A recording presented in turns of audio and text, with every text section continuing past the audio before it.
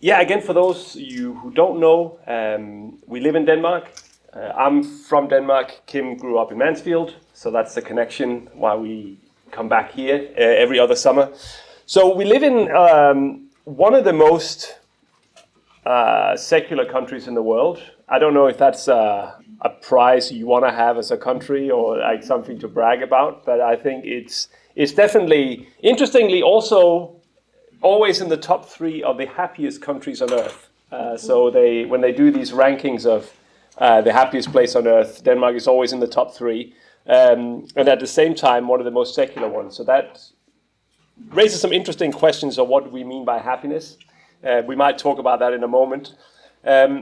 But that's, for me, we lived in the UK for a number of years. So if some of you, wait, I thought these guys were in the UK. We were. We moved back just under 4 years ago. There we were deeply embedded in a predominantly Pakistani Muslim community. I think 70% of the people living in our community were from a Muslim background.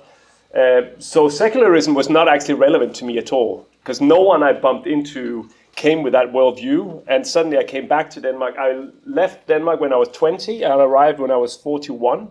And it was like, what is this country? And I need to get acclimatized again. So a lot of these questions that we're going to be talking about this evening are really sort of my own questions and wrestlings with coming to terms with a whole different worldview than what I've been used to for the last 20 years of my life. So let's talk about secularism for a moment, because this is probably a word that can mean a lot of things to a lot of people. So just to make sure we even talk about the same thing. If you were to take a stab at it, how would you define what we mean when we say secularism?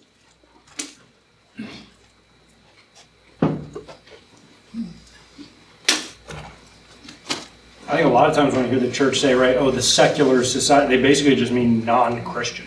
Non-Christian. You don't believe exactly what I believe. Mm-hmm. Yeah? Worldly view. Worldly view? Mm-hmm. Tell me a little bit more about that. They go after more of what the world is seeking. The secularism, it's people, I think, I don't know how to describe it. I know what I'm thinking, but I don't know how to describe it. Yeah. The world views upon all topics, I think, is, how people in general see, and not necessarily Christians see, but people in general see the world and what they want out of it. Yeah. Worldly view. Anything else? Any other way of, if you were to define it for someone? Because it is a bit of a squishy term sometimes. Like, what do we even mean by it?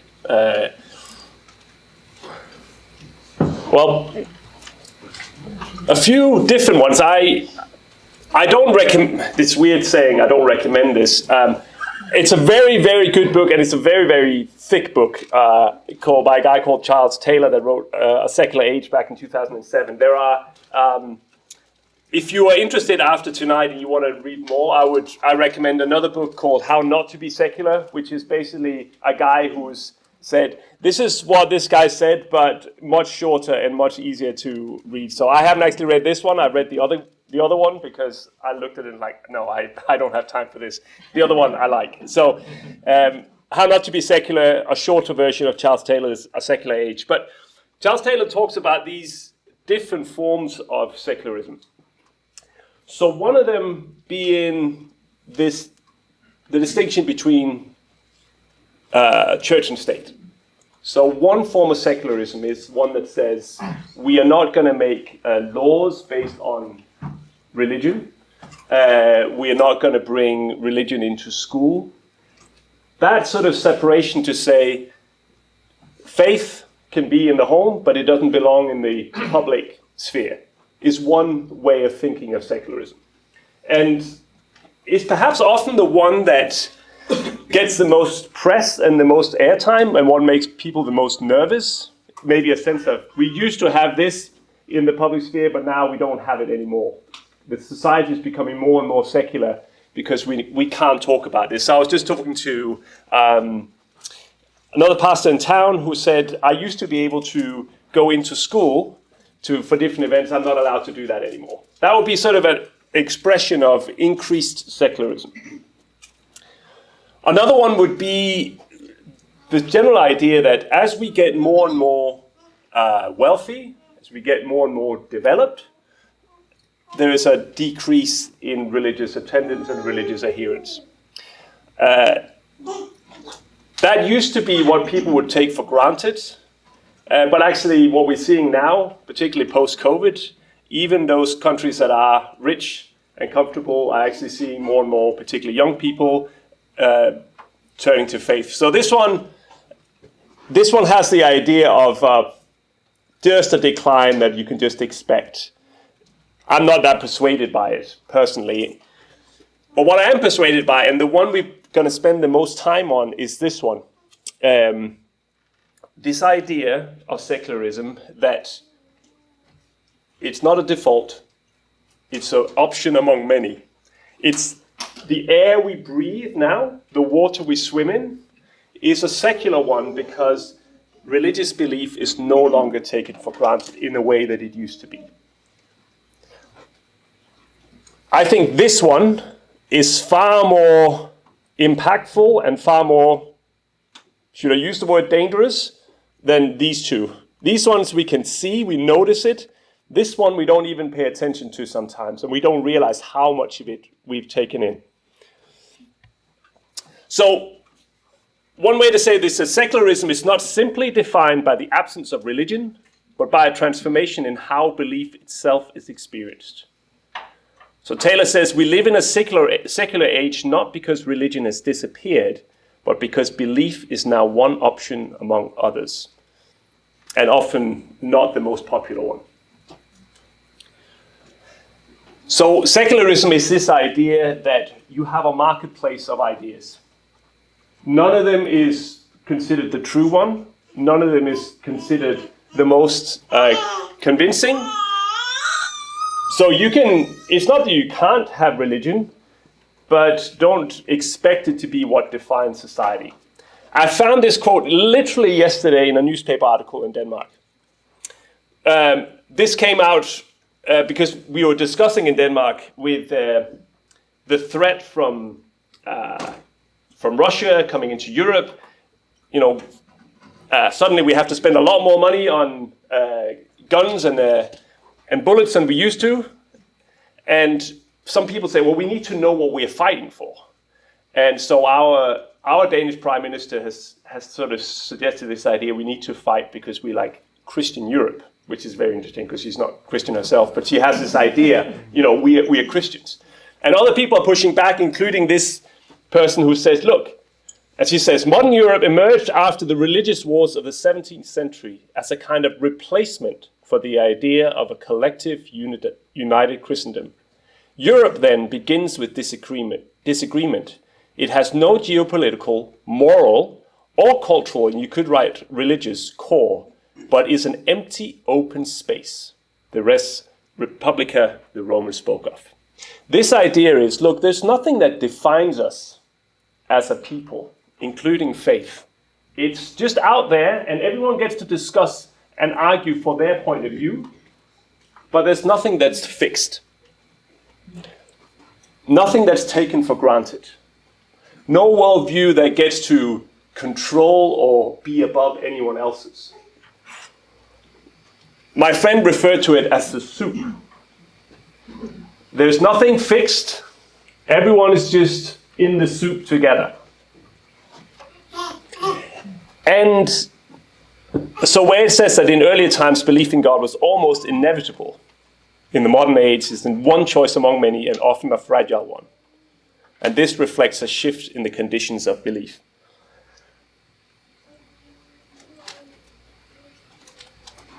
For many of us, we're like, yeah, sure, what's the big deal? But we only say that because we have now been so caught up in this particular form of secularism. It wasn't the case before. It's certainly not the case in other parts of the world. I do increasing amount of work looking to see, are there ways that we can prepare people from other Christians from other parts of the world who go to Europe to work or study so that they can still thrive as disciples and also can make disciples. And one of the things we have to really work with them on here is because if you grow up in most parts of Africa, this is not like belief is inevitable. Like the idea that you wouldn't believe in some sort of deity is preposterous, absurd. It makes no sense at all.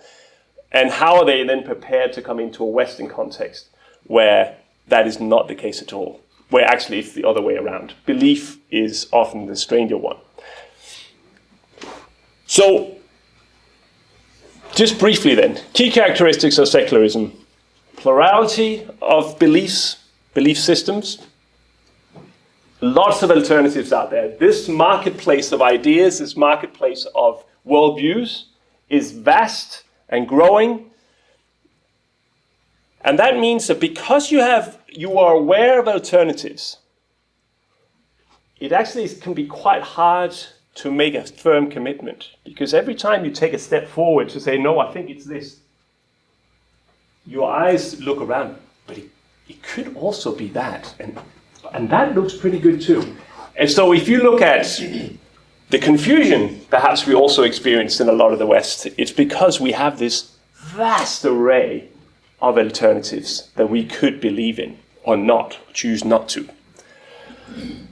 And Taylor talks about this immanent frame, which is that the modern worldview, so one way, quite a positively dominant option in this marketplace is this idea that you can interpret reality entirely within a natural human-centered framework. And this is a crazy thing, even if you subscribe to religious views, so say, yes, I believe in Jesus, I believe in God. If I actually look at how you live your life and what you actually say and how you live out your convictions, it actually highlights you probably more caught up in a materialistic or a worldview that doesn't actually think that much about God at all. Because whilst you say you have religious belief, you're actually shaped far more by a different worldview, because there are many worldviews on offer. So I want for you just to sit and maybe around your tables for a little bit. I want to ask you what non-Christian worldviews are most compelling to you. So you could choose in this marketplace of worldviews, you could choose from materialism. And really materialism says there's only this, what we have, what we can feel. So therefore, happiness is maximized when you get as most out of this life as you possibly can. You could choose agnosticism, which says, well, we don't know if there is anything out there or not. But so in light of that, let's just live ethically and authentically amidst uncertainty. So I'm not here to judge you. You know, you might be right, but so might you be. So since we can't really know anything, let's just love each other and be kind to each other, and we go on our way. Why upset anyone? Because we don't really know anything. You could choose pantheism, where it's really about God is in everything.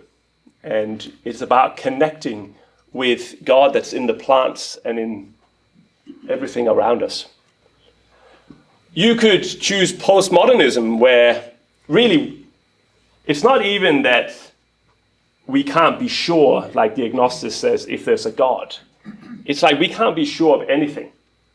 So your truth may not be my truth, and you should really not try to force your truth on me.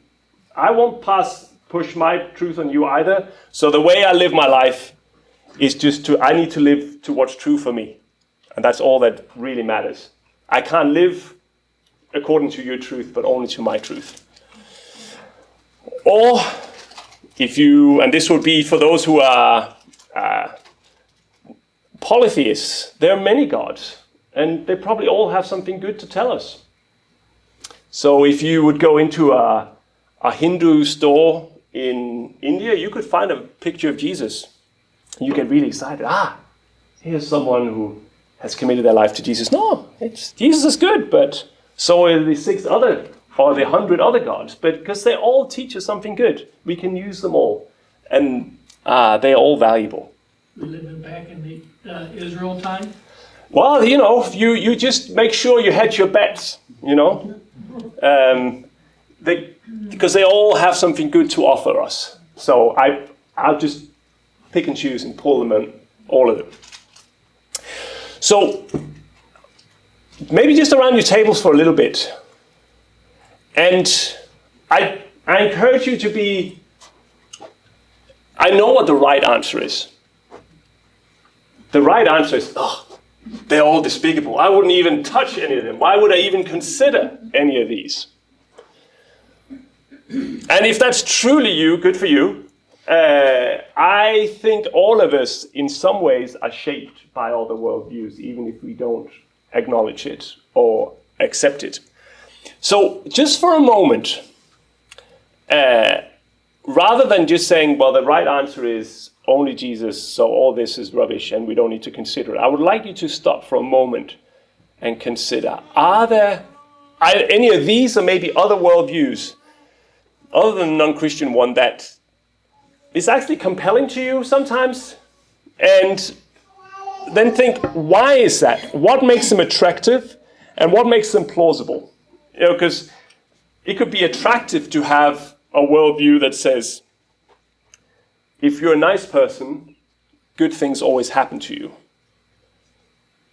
That's attractive, but the plausibility of it runs into trouble very quickly as soon as I get ill or something bad happens to me, right? So it's not everything that's attractive that's also plausible.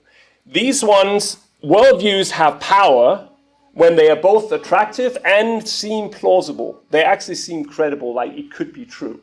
If something is obviously not true, we don't tend to adhere to such worldviews.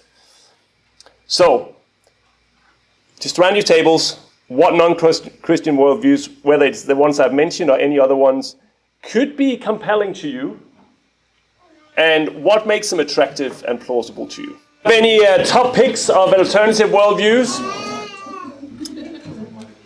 Which one would you choose, and why? First one, because it's all about money. All about the money. Yeah. Or at least it's about getting as much as you can in this life. So it may be money for you, Ryan, but it could be achievement for someone else, sex for a third person. But all it's about, like, I can feel good now, as much as possible now. The best life now, right? Yeah. And so we can see that could be attractive. What makes it plausible, believable that could be a credible worldview? Because everybody's after money. Right. So they must be onto something. Yeah. If you work hard, you save enough, like you can go on trips, there's a lot of things you can do if Yeah. you're willing to sacrifice for it. Yeah. So in my mind that makes it plausible, because if you sacrifice, you could potentially do this thing. Yeah. So for me, metamodernism, postmodernism, I think that and materialism probably go together, or could very easily, because postmodernism, living true to one's own narrative. We were just talking about it, like Burger King, have it your way. Sprite, obey your thirst, and go on and on and on. It's all about you, and they're feeding you this line of crud to get you to buy their stuff, but it's very easily it's so easy, like let's and then next thing you know, it's all about me. And so, but you look at that materialism and postmodernism, I think those can very easily go hand in hand, if not. And honestly, they're probably both one and the same. It's just that I shouldn't say that. I think they're lumped together. That's my opinion. Yeah, I think often these will be, there's a clear link between agnosticism and postmodernism. Well, like this kind of, we can't really know, so who am I to impose something on you? So they're not distinct categories as much as like they give us different ways of looking at things that we might take for granted. Postmodernism, you're your own God. You decide what you want, you do what you want, and it's all about you. Yeah. Yeah. And as long as, we were just talking, as long as no one crosses into my lane, it seems pretty plausible that that could work. The problem is just then someone else's truth, and he wants to live it out that way, and if he then starts crossing into what I want to do, that might be where the plausibility starts to come unhinged a little bit. As long as I live an individualized life, that works. But a whole group, a whole society, how many are you in the US? 350 million? All pursuing that, that's going to be hard, right? So there might be some issues around plausibility. Plausibility for this one, again, coming back to it, we are top 3 happiest nations on earth in Denmark. And we are soaked in this. So it seems possible to have a good life, a good society, whilst having this as your guiding principle. We'll just let that hang there for a moment, because I think if we don't, I think this is where when it comes to being a disciple in a secular age where all of this is on offer, again, it's important for us to say that the people choosing an alternative are not crazy or stupid. They've looked at them and gone, actually, it seems both attractive and it seems plausible to me. It's not that they have deliberately gone like, this sucks, this is stupid, but I'm going to do it anyway. Because that it means something when we meet people. How do we meet people who hold a different worldview? Do we treat them stupid? Or do we actually say, hey, I get why this could make sense to you. I get why that could be attractive and plausible. And in the conversation, we want to start approaching, what is it you're really looking for? And also, is it plausible that what you're after, can you truly get it through this, or might there be a different alternative? Those are the sorts of conversations we have to practice when we engage with others, but we also actually have to practice doing it with ourselves. Why am I so frustrated when I don't get whatever? The health I want, the wealth I want, the position I want, the accolades I want. Because I've actually, at one level, bought into this. Even though I declare Christ as my Lord, I still actually, there's part of me, if I get angry or frustrated or disappointed that I don't have these things, it's because I actually at one level believe that what really matters is what I have now. The materialistic worldview has still a part of me. So if we can recognize it in ourselves, maybe we can also be a little bit more gentle with those who hold it, because it's not some weird thing out there, but actually also something that this is part of our journey with Jesus, is to increasingly have our mind renewed and recognize where we've been caught in this. Does that make sense? Any questions, observations? Maybe just where you've seen it in your own lives, or it's always simpler where you've seen it in someone else's life. But yeah, my neighbor, he's totally like that. Any thoughts on that?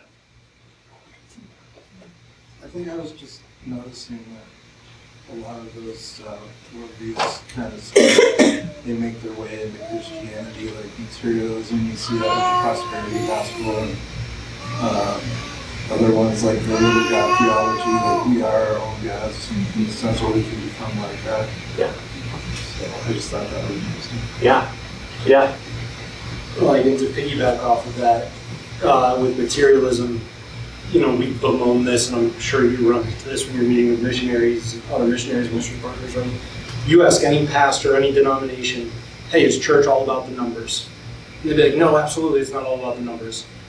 And not the first question. The first question is, hey, what's your name? Second question is, where do you pastor? Third question is, so how many people are you running on a Sunday morning, right?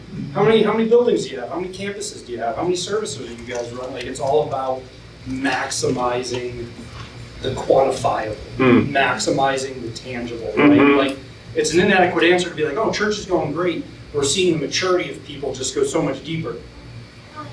So like 2 services or 3 services, and like it's very much about what's the tangible, what's right in front of me that I can touch and point to on a spreadsheet. Yeah. Yeah. Yeah. I have a question. Yeah. Okay, in pantheism, what is spiritual realization? And then down in Polytheism. the last one, Yeah. spirits. Yeah. So pantheism would be this thing, hey. So, and this again made a good point, Mike, about how there are overlaps between all of these. So I think both this one, spiritual realization, and sort of living in harmony with the spirit. So it's this idea that the spirits are all around us. Like, so someone who's a pantheist will say, like, God is in everything. Okay. Very close. It's, often with these things, it's not like there's a million miles, because we would also say that God is everywhere. But here, it's not like it's not that it's an actual, that God is a person. It's just sort of a spirit that's in everything around us. And the way you grow in your life, the way you have the most satisfaction is the more you get in touch with just the spirit that's around us. You have a lot of the New Age stuff that is kind of in and around that, but you'll also have it here. So spirits here could be any kind of spirit. So you would have a lot of sort of animist cultures where they would very much subscribe to, you have spirits, you have evil spirits, you have good-natured spirits, and you gotta make sure that you somehow appease the bad ones so that they don't come running and hurting you at night or hurting you and your family. And then there's the good ones that will do good things for you. So I think this one, in some ways, where do I see that come into Christianity, is this idea that I have to appease God. So if I want God on my good side, I give, I serve, I go to church. I'm a good person, and therefore God will give me good things. This idea of appeasement is actually, I think, if we're honest with ourselves, something we see more than we like. This idea that I got to keep God on my side. That's not actually solid Christian doctrine. That actually comes more out of a polytheistic idea of the gods that have to be satisfied through worship and offerings and so on. Yeah.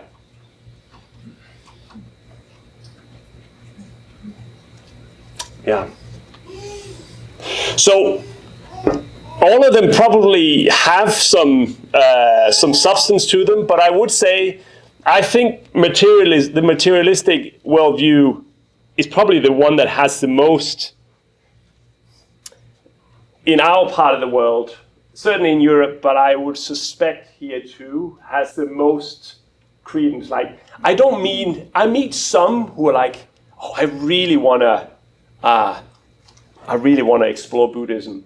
There are some who do, but for most Europeans and probably most Americans, like, that seems too strange for me. That's not really where I'm going to go. There are a few who will, for sure, but not a lot of people.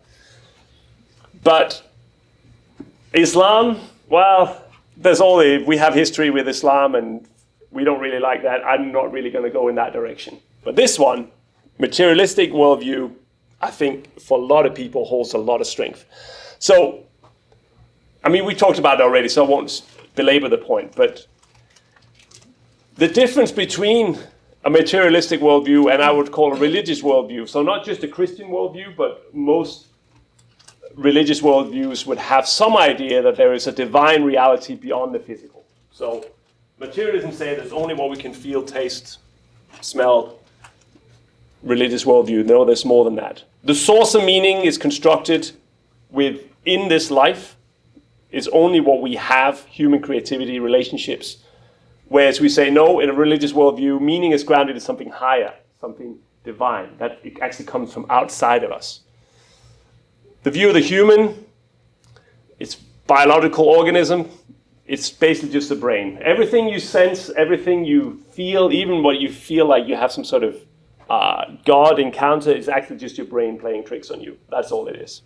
We say, no, spiritual, religious worldview, we say no, that we have a soul, we are capable of communion with the divine.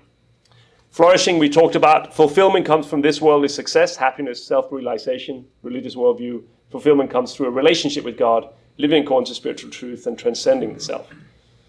Why is it appealing, apart from it's nice to have nice stuff, as you say, is it offers clarity, scientific rigor, and intellectual respectability. I don't look like a nutter. I come across as someone who's a reasonable person, as opposed to those, if I am caught up in the modern view, which seems strange, but actually for those who hold a religious worldview, it offers moral depth, purpose, transcendence, and community. So just coming again a little bit more to this, the plausibility of the materialistic worldview. Why do many of us hold to quite a bit of this worldview even when we profess faith? First of all, most of the input we take in during the day points us to a materialistic worldview. And I'm not even just talking about what people say. How many of you have been slightly grumpier on a particular day because your favorite sports team or political party didn't quite have the day you had hoped for? There's a few of us, yeah? Why do we care so much about, I say this and then I run out the room, but about an hour away from us, there's a stadium where some 18-year-old pimple-faced college students troop out and they play ball with some other pimple-faced students and people go crazy. Why do we do that? So we can say a lot about, hey, it's about community, it's about belonging. That's all true. But just mere fact that it's not only that we view the game, but we also hear commentary, people discussing, people sharing on social media. The amount of information that we take in gives us the idea that this actually matters at a deep level, Just, we take so much in that's focused on the here and now. Whether it's commercials or other things, whether it's politicians, whether it's sports people, there's so much that we take in that just our thoughts and our minds are on the here and now and what we can see and feel. So we just don't have space to think about anything else. Our minds are actually just primarily filled with what's here and what's now, that it begins to grab our hearts, it starts to drive our decisions and our emotions, because what else is there? This is what I listen to, this is what I view 90% of my waking hours. So it's plausible that this is all that matters, because that's what I look at most of the time and what I hear most of the time.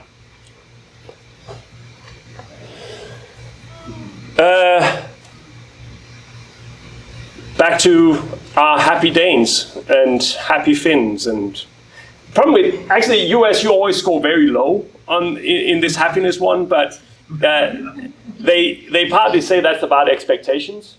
One of the reasons we have high happiness is because our expectations of life is a little bit lower than Americans. So, because you all want to be you all want to be millionaires, and then because most of you don't, then people are grumpy. But we all aspire to something. Most of life is pretty comfortable if you have the money. If as you said, like you save, you do the things, you actually get to go on nice holidays, you get to have nice stuff, and it feels nice. It feels nice. It seems plausible that a life that's focused on maximizing pleasure now is the right one. Particularly if it's held up against a life where you actually have to sacrifice. That feels yucky and uncomfortable. So I'd rather have this one. It feels nicer, and it feels plausible that it could work.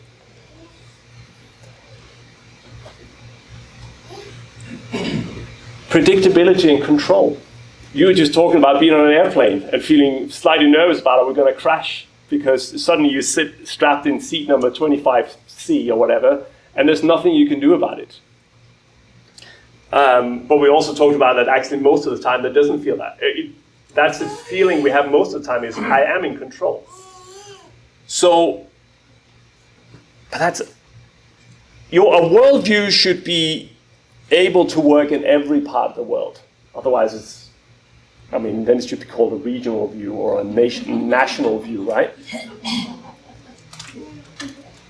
This is just our small part of the world in this window of time.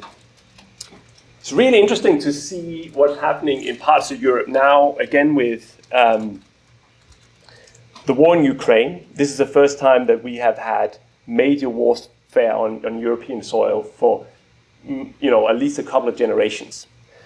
So you have a couple of generations who've been used to high degrees of predictability. And this is not a political thing at all, but it's really interesting to see. Part of that predictability is we used to the US kind of taking care of us, and suddenly they don't seem to be that interested in that. So you kind of feel that sort of rippling of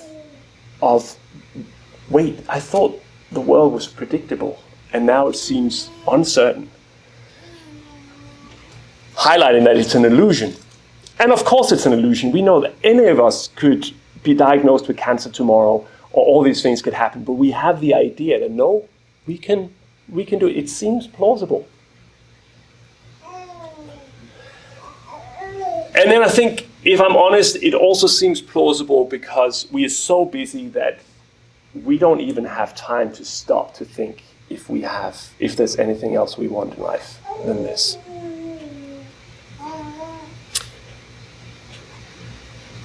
We're just busy from the next thing.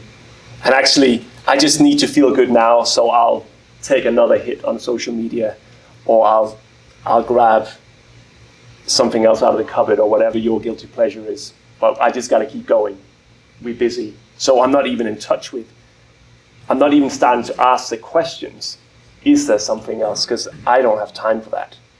There's always something else coming at me.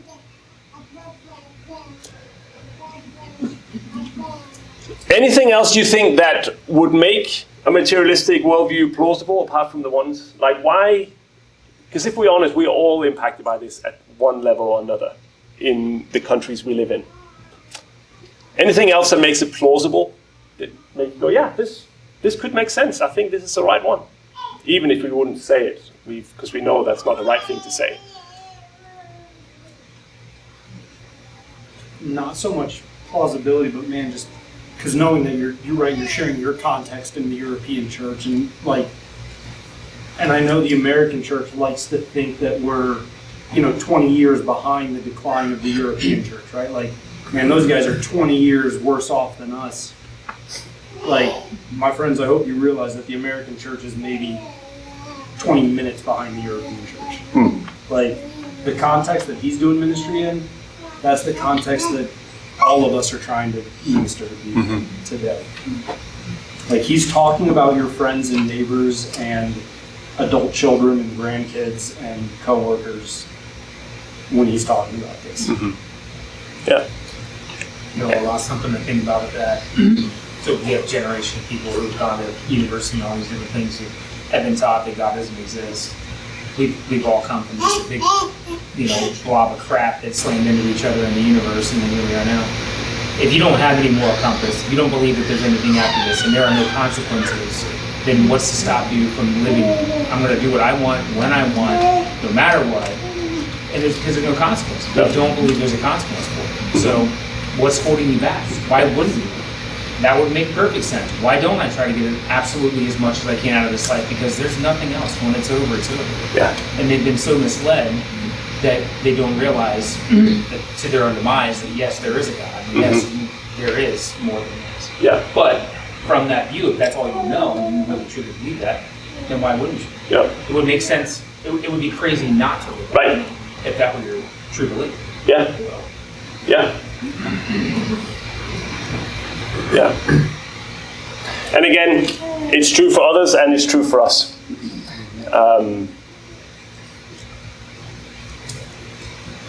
Yeah.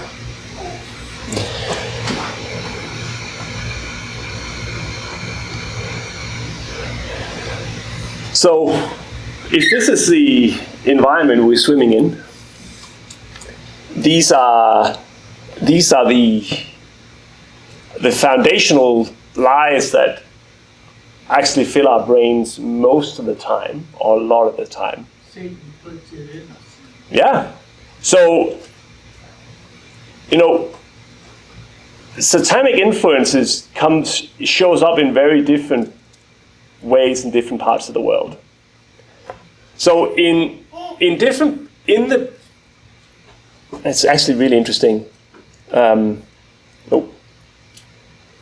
This one here, like back to the question about like evil spirits. In countries and situations where this is the dominant worldview, you see a lot more overt possessions. You see a lot of power. You see Satan going, I am the top dog of spirits, right? It's not so often that we see that. Like, talking to a colleague of mine who was I think it was Indonesia, where he's in a church and this woman just starts like growling like a cat or a lion and just start jumping on people, right? And they have to like wrestle her out the back to do some form of deliverance ministry. I don't know how often that's happened here at Community Bible. I get the impression that's not where Satan supercharges things. Don't get me wrong, I think there's lots of people who are spiritually possessed and very much impacted by the satanic, but I think it's much more supercharged up here. It's even more, let's pour jet fuel on this fire that says that all that matters is what's now, get as much as you want, it's all about you. That's what he's like, because it's going with the grain of what we already is kind of persuaded by. If people start jumping up like this lady in Indonesia, then we would all start questioning, wait, is there more to this life than what we can see, or is there actually a spirit world? Like that would actually go against his own strategy. So he's going to supercharge materialism more than he's going to supercharge sort of outward expressions of possessions or other things. So I want to say, though, that this can be challenging. It means that faith doesn't come naturally. It's something that requires intentional decisions on a daily basis, because I would say this is the default in both a Danish context, British context, but probably also in most of an American context. This, without any sort of deliberate movement towards Jesus and the work of his Spirit, this is kind of the default for most of us. Which is again why we shouldn't be surprised, or we shouldn't be like, oh, I can't believe you think that, or why would you believe that? It's the default, unless the Spirit comes in. And it's also, I would say, it's where we default to when we're not deliberate in our walk with Jesus. The more this shows up in my life, it's a good light on the dashboard that I'm less deliberate in my walk with Jesus than I have been, perhaps. So the first one is, I have to, if one of the reasons why this is plausible to me is just how much I fill my time and my mind with the things that are of this world now. The proactive step towards Christ is to fill my mind with something else. Attentional abiding in Christ. Spiritual disciplines, prayer, scripture, solitude, fasting, the sorts of things that allows me to focus on Jesus, but also puts my mind less on other things. I can highly recommend an app that I have as just one example. It's called Freedom. And Freedom blocks every news site I have. It blocks every social media that's out there, many other things, because my default is constantly, I gotta have something, And it's not surprising if you get to the end of the day and you're mainly convinced that what matters is what's in the world now, if all I've spent my whole day on is what's out there in the world today. So I'm just not that disciplined. Some of you are far more disciplined, and I thank the Lord for you and your character. I'm not. So one way for me has been, if I'm going to intentionally abide in Christ, I actually have to start providing some blocks on how I fill my mind. And instead spend more time with the Lord, reflecting on Scripture. I have to have solitude, not just that there's no other people around me.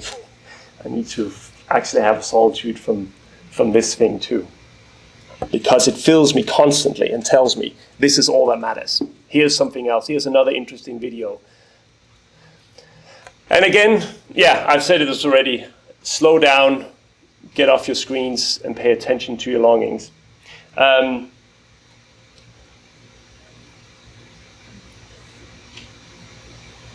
What happens when I can't get on is I get jittery very quickly. I start. It's like, well, there's always a cupboard with some chocolate I can go to instead, right?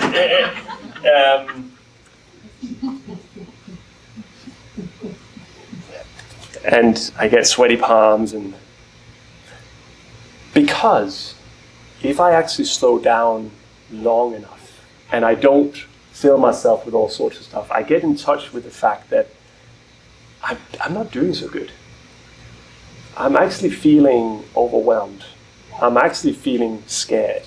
I'm actually, wait, but I thought I had everything. Until I get in touch with what's actually going on, and I can begin, that in itself is a reminder for me, okay, so maybe this isn't all there is, because I have everything and I'm still not that joy-filled a lot of the time. And it gives me that moment to then go, that's when the plausibility of the materialistic worldview starts to crumble, is if I actually slow down long enough, I might actually notice that I'm not that satisfied. But if I constantly fill myself, I can also live in this illusion that it's fine, this can satisfy. But if I stop, and it will be different for each of you, different from me, what it is that you use to medicate. Some of you go shopping, some of you gossip, some of you do whatever. But for a lot of it is like we don't want to get in touch with the fact that there are actually more that we desire than what this life is giving us.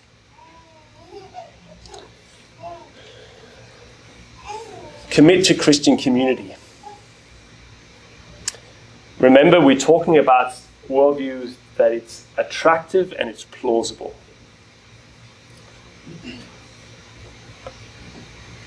And this is why Christian community is so scary, because Christian community can either make the love of God plausible or completely implausible, depending on the kind of community we need.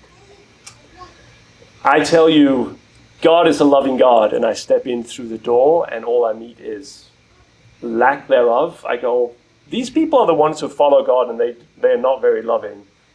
I think this is a pile of whatever. I don't actually believe it. This is some of the reason why some people have found that the religious or Christian worldview is not plausible, is that they haven't experienced that the love that's talked about in Scripture is actually lived out by His people. But on the other hand, when community works, it is also one of the most powerful ways of experiencing the love of God. We say that the Lord receives you even with all your junk. As long as that stays as a theoretical idea, it won't last very long. It's plausible.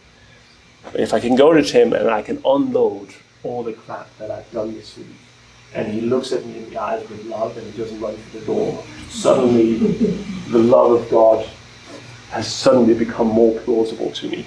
So the more I practice that, the more it actually goes, you know what, I think there's more out there than just maximize happiness now. There's actually a love that's deeper than that. There's something that, someone who will look at me with love when I failed in every way. I haven't been successful. I haven't done anything great at all. My life's a mess. And yet someone looks at me with love. It's also where I hear truth, where other people can remind me of what is true.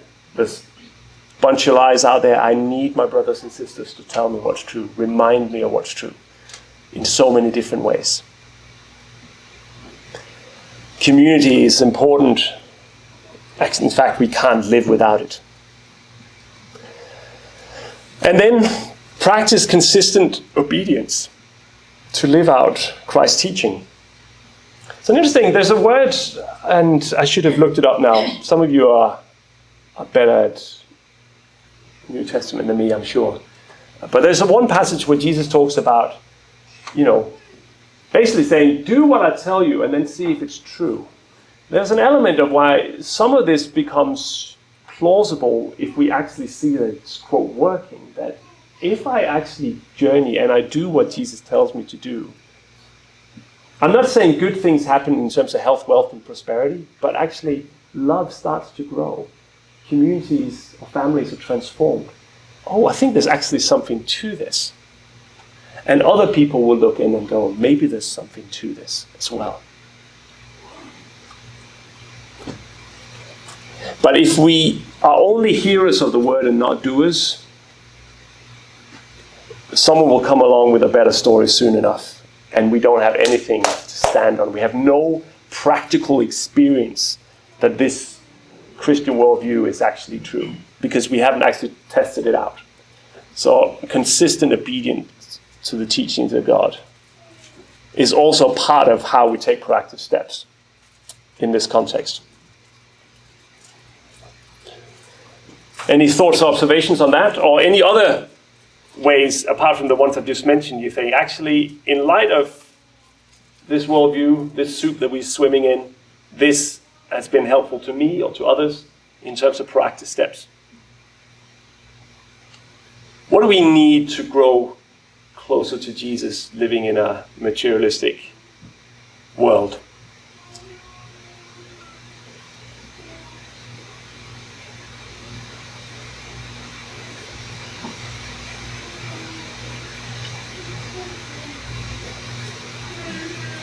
I think another one's generosity, to give. Jesus talks about that a lot, to give, not to receive. So how we can be generous to people, especially those who are needy, is, I think, a way to demonstrate to others that you care about them. And it's a direct opposition to materialism. Yes. Right. Yes. So. Yes. It's kind of like, with trembling hands do I possibly give this away, because everything screams at me saying, but you are doing exactly the opposite of what one ought to do if one is governed by a materialistic worldview. Yeah. So actually, I think in many ways, generosity might be one of the most powerful expressions of consistent obedience as an opposition to a materialistic worldview. As you say, Tim, it's like doing exactly the opposite. Yeah. I think it's good for us too to feel that maybe we don't have the best of, if we give something away, especially if, it's a choice between what I want or what, somebody else needs. It's good for us to feel that. Yes. Yeah. Yes. And I think that's also, again, why community becomes so important. Because if we actually in community, we may actually have to lay our lives down for others. And we don't have to be in community very long before we start experiencing that this doesn't feel immediately like my best life now. Because now I actually have to spend time with this person that drives me nuts. Or I have to serve this group of people when I could be at home watching the pimple-faced boys down in Columbus. So there is this active dying to self that is a rejection of a materialistic worldview. And I think, again, what we then find is that over time, as we keep practicing this, we realize, actually, I think this is actually a better way to live than purely living for me. And of course, all of this assumes the Spirit at work in us. This isn't just us doing it in our own strength. Yeah.